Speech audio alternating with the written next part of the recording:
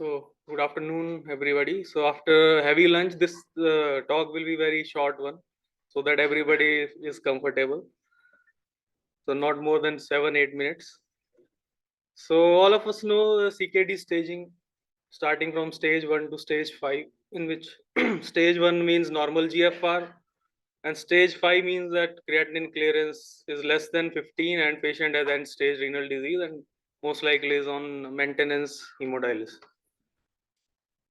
So coming to chronic hepatitis B in chronic kidney disease, so the data is very heterogeneous and the prevalence of chronic hepatitis B in CKD patient ranges from 5 to 13%.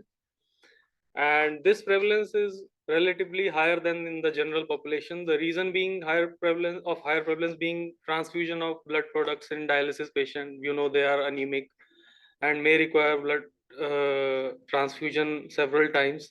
Then invasive procedures have to be done on such patients, like creation of fistula, position of HD line, and all those things. So these also predispose them to chronic hepatitis B. Then we know that CKD is a relatively immunocompromised state. So any patient who is immunocompromised has higher chances of acquiring chronic hepatitis B and not clearing it from the body. And then, despite all the awareness about vaccination and CKD patients being given hepatitis B, there is still uh, much to be done in this field because the rate of vaccination in chronic kidney disease is still not 100%, and those who miss the vaccination have higher chances of acquiring acquiring hepatitis B. So due to these reasons, the prevalence of chronic hepatitis B in CKD patient is higher as compared to those who are in the general population. So now we already have covered this part that vaccination in chronic kidney disease is a little bit different than those in general population, being the difference being the dose as well as the scheduling. The dose is double, that is instead of 20 microgram, it is 40 microgram. And instead of 3 doses, we give 4 doses at an interval of 0, 1, 2, and 6 months. So this regimen has been recommended by the all the nephrology association across the world as well as from the India. And the reason being that the fourth additional dose has been shown to provide additional benefit, and the titers reach more than 10 international units when we given four doses of the hepatitis B vaccine. And as we know, if the titers, despite these 4 doses, is not reached more than 10, then we have to give booster in such patients. So several times this picture you have seen from yesterday that in hepatitis B, acute hepatitis can occur. It can progress to chronic hepatitis and then to liver cirrhosis. But the difference in CKD patients is that if you do not treat such patients, the progression to chronic hepatitis and to cirrhosis is much faster than those who do not have CKD. So hence it is all the more important to screen such patients and intervene at an opportune time so that they do not progress to cirrhosis. So what all then coming to the treatment, what all treatment options we have? So in the initial times, we used to have options like telbivudine, adifovir, lamivudine, peg interferon. But nowadays, the three drugs which we concentrate are on tenofovir diisoproxyl fumarate, also shortly known as TDF, and its newer congener tenofovir alafenamide or TAF, and third one is the time and tested entecavir. So these three form the backbone of the treatment in chronic hepatitis B as such, and also in patients with chronic kidney disease. So a slide about the difference between the tenofovir diisoproxyl fumarate and tenofovir alafenamide. So why there was a need to produce a newer congener of this drugs when we had available TDF, which is quite good drug, has good barrier to resistance also, and side effect profile is also relatively good with long data of safety in such patients. So the reason was that it was shown that in patients who were given tenofovir diisoproxyl fumarate, so the plasma, we know that TDF and TAF are both prodrugs. So when we give this product to the patient, so the covalent bond gets broken in the GI and the tenofovir salt is released in the body. So when we give tenofovir diisoproxyl fumarate, the plasma level which are released in the blood is very high when we give TDF. Because of that, some amount of the drug is also absorbed in the kidneys and it gets accumulated in the tubules of the kidneys. So on long term basis, it can cause damage to the kidneys. So it has been seen that the patients who have taken TDF for years together and they had baseline creatinine levels which were not normal. So further deterioration in their renal function was seen. Hence, there was a need of a drug which is not absorbed that much in the kidneys, and the amount of drug that is released in the blood is also low. Hence, this TAF came into being.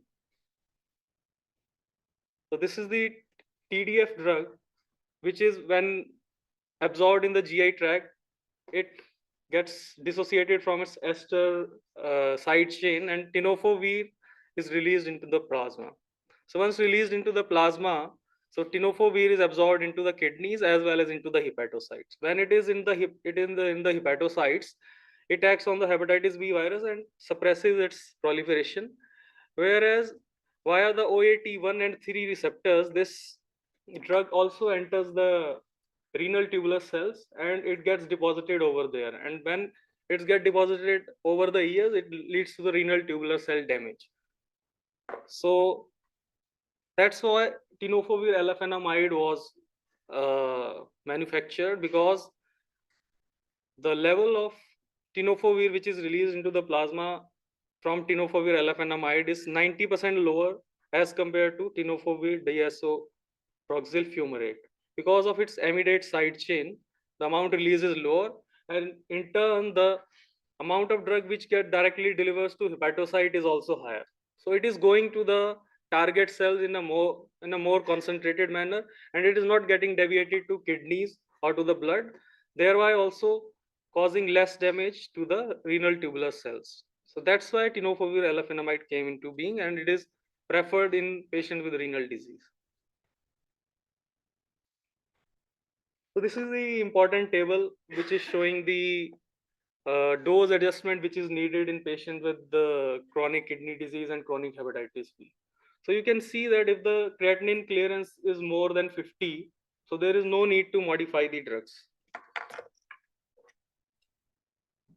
So if the creatinine clearance is more than 50, so there is no need to modify the dose of TDF or entecavir. You can give 300 mg daily at 0.5 mg entecavir in case of in non-cirrhotics and 1 mg in decompensated cirrhosis. So there is no need of the dose modification in these group of patients. However, if the creatinine clearance comes down to 30 to 49, then we need to modify the dose. So in case of TDF, we have to give 300 mg every alternate day. Same is the case with entecavir, you can give 0.5 mg alternate day. Or if you are giving 1 mg for decomposition, you can give 1 mg every alternate day. And when it comes to the third group, that is creatinine clearance 10 to 29, then we have to increase the dosing interval, which is 72 to 96 hours for all of these drugs, and the dose remains the same. That is 300 mg every 72 to 96 hours, or 0.5 mg or 1 mg. And when it comes to less than 10 creatinine clearance, then you have to give after dialysis and once a week. So this is the dosing modification which is required.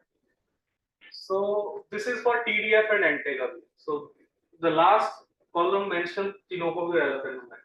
And the very beautiful thing about this drug is that up to creatinine clearance of 10 to 29, you do not need to modify the dose of this drug. Even if the creatinine clearance is 10, 15, you can give the same amount of drug. The mechanism I already explained, because it is released less into the blood and the amount of absorption in the kidneys is low, it causes less damage, and hence it can be tolerated in the same dose up to the creatinine clearance of 50.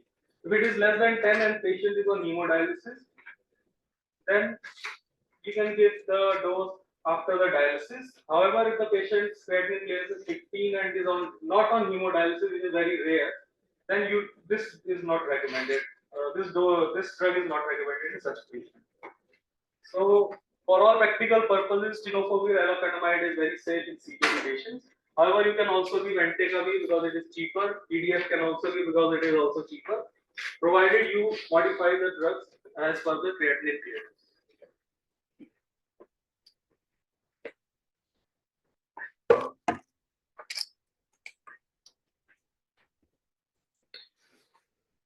So the line which is most important, the no dose adjustment needed for TAF up to creatinine clearance of 10 to 15.